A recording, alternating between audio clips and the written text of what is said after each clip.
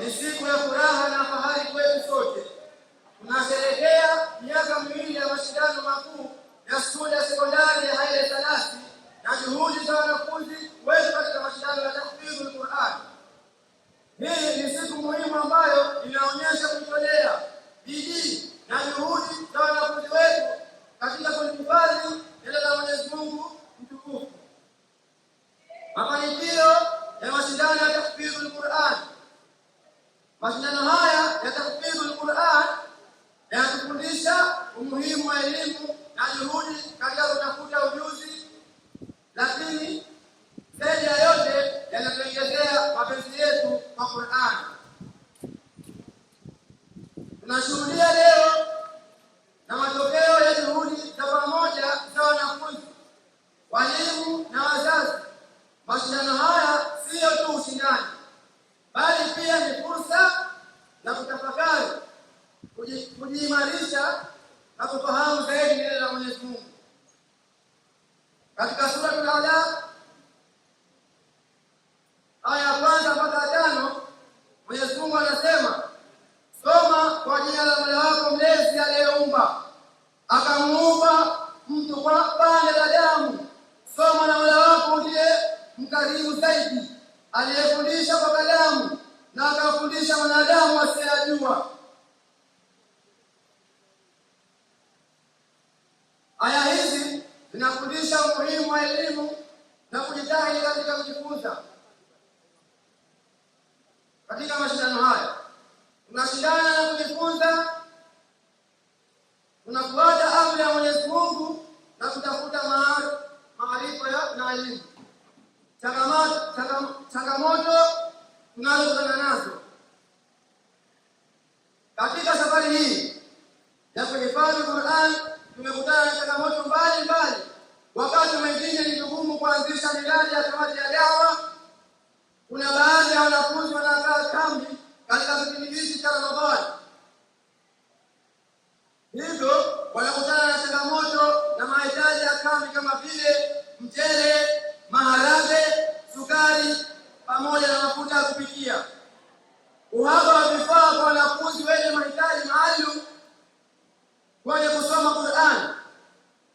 Pia tunajitahidi zaidi, tunaweza kukutana na changamoto za kihisia na kiakili na uhaba mdogo wa fedha kwa ajili ya kuendeleza shughuli za kamati ya dawa na kuyakuza mashindano yetu ya tahfidhul Qur'an. Mashirikiano madogo katika kamati yetu ya dawa, lakini si tunafahamu kuwa changamoto hizi ni sehemu ya mchakato na ukuaji na mafanikio. Tunajua kwamba kila hatua tunayochukua ni kwa msaada wa Mwenyezi Mungu na kuzingatia mafundisho ya Qur'an, tunapata nguvu ya kuendelea. Vile vile tuna changamoto ya zulia katika msikiti wetu, ambalo zulia hilo tayari limechakaa. Mwenyezi Mungu anasema katika sura At-Tauba aya 51, sema, hatutapata ila kilichoandikwa na Mwenyezi Mungu kwetu. Yeye ni mlinzi wetu juu ya Mwenyezi Mungu na warehemu waamini. Aya hii inatufundisha kuwa hata pale tunapokutana na changamoto hatupaswi kukata tamaa, kwani kila kitu tunakofanya kwa idhini ya Allah. Hivyo sisi wanafunzi wa Qur'an tunapaswa kuendelea kwa imani na matumaini, tukimtegemea Allah kwa kutegemea msaada wake.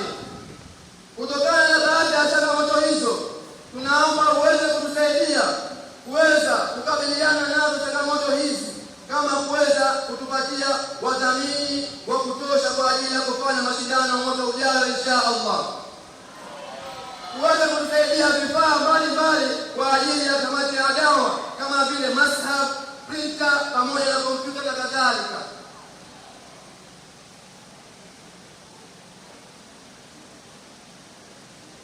Katika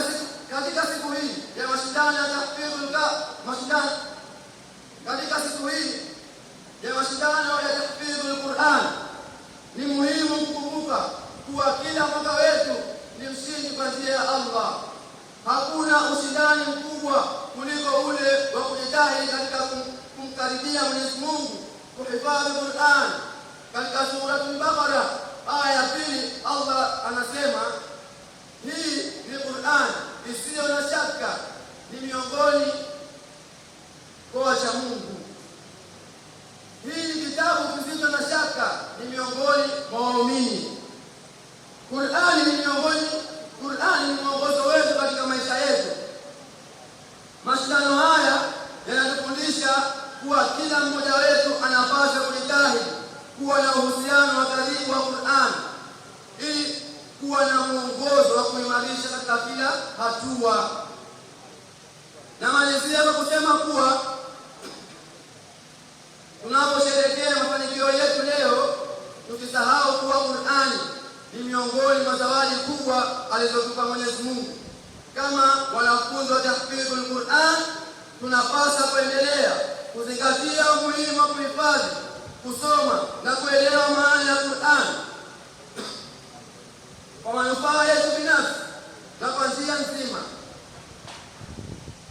Mashindano haya ni sehemu ya safari yetu ndefu ya kujitahidi kwa ajili ya kumkaribia Mwenyezi Mungu. Kwa kumalizia, ninawashukuru sana kwa kutupa nafasi ya kushiriki katika mashindano haya. Tunaomba dua zenu ili tuweze kufanikiwa katika kulihifadhi na kulitendea kazi neno la Mwenyezi Mungu. Wassalamu alaikum wa rahmatullahi wa barakatuh.